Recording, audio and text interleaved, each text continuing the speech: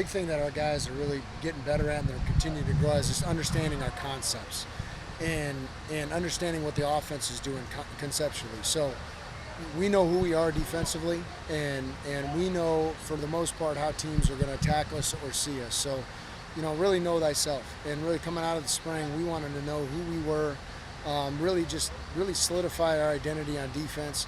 And now we're really getting to the whys and understanding why offense is doing certain things, and teaching our guys to understand that so they can anticipate what's coming. Coach just talked about the depth, obviously more on linebacker, but we need to kind of piggyback off growth. I know it's 2 days in, but from the end of the spring to this summer, how do you feel that group is gelling right now? I think they're doing a great job. I mean, we've got 6 or 7 guys that are on the mix right now. It's a little bit of a learning curve, with the microphone and those guys having to communicate and do different things while hearing my voice in their helmet. But at the same time, that group, we got a lot of experience in that group, guys that played a lot of football.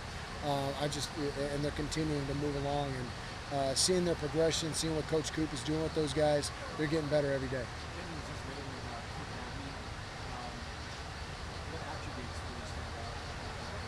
He's just, he knows who he is, athletically, and he knows who he is in terms of what his strengths are, and his strengths are, up above his neck, and he's just has a high football IQ. He's a guy that can anticipate things. He's a leader out there. He really leads by example, but you can see he's a master of the fundamentals, and that's a guy. Those mean so much to him. You can see he applies those techniques every day, and he applies them to our different defensive calls, and other guys see that. He's just a great example for what you want in a guy that plays that plays with a high football IQ. Yeah, I mean, same situation. It's just, we got about, I think, 5 or 6 guys that are all competing to get on the field.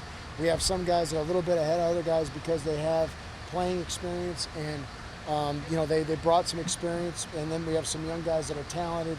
They're really trying to follow those older guys' example, and knowing how to go the day-to-day process, how to be successful in a college football program. You mentioned identity. You guys had to drastically change the identity of this going into Big 12 and different personnel groupings and what's yet? That's interesting. It's interesting that you should ask that. A lot of people, and again, I would ask you, what do you think is different?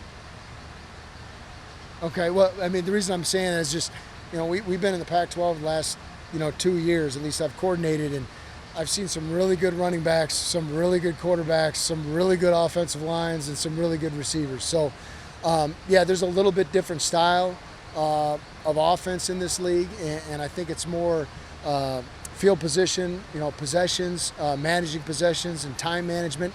But that's our head coach deal. You know what I mean? So, we're gonna, our identity on defense is, that we're gonna try to stop the run. We're gonna try to eliminate big plays and cause takeaways and keep people from scoring the football. So it's a good question, and I know a lot of people are trying to make a much ado about that. But the offenses that we've seen the last 2 years have been incredible. So if they're at that level, then we're gonna have to be at our very best. How are you growing in with the comfort? I know you mentioned the communication into the helmet. How are you liking that? How are the players adjusting? Yeah, I mean, it's different. It's interesting, and it's you're playing the game every day, and that's the beauty of it. I mean, it's game situations every single day, and and being able to prepare those guys to be able to anticipate what's coming offensively.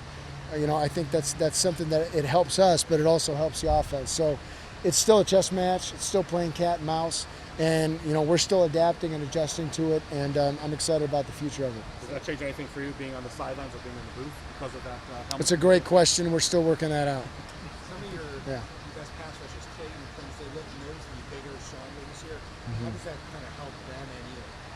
Well, I can't wait to see them in pads tomorrow, because you're right. They're 8 to 12 pounds heavier, than they were, in the spring, and I think they're anywhere up to 15 pounds. I mean, they're just bigger guys. So I'm excited to see what they do, against our offensive line, because we're better and bigger and deeper on our own line as well. So it's going to be interesting to see their progression throughout camp. Is it like diversify their ability against the run, or We're going to see. Yeah, I mean, so those are great questions. I'm going to say that's the idea, is train him to get as big, as strong, and fast as possible. And, you know, I can't wait to see him apply it here throughout fall camp and see their progression. I know they said you're waiting until Pats come on to really evaluate the defensive line and really the entire defense.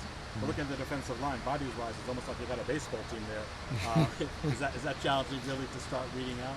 A big baseball team, or No, like no, a smaller or skinny, or what? What is that? So, yeah, I mean, we got a lot of guys, you know, and competition literally fuels performance, and those guys are all alpha type dudes, and they all want to be the guy. So there's a lot of competition, and you know, we get the pads on tomorrow, and seeing their progression throughout camp is something I'm excited about.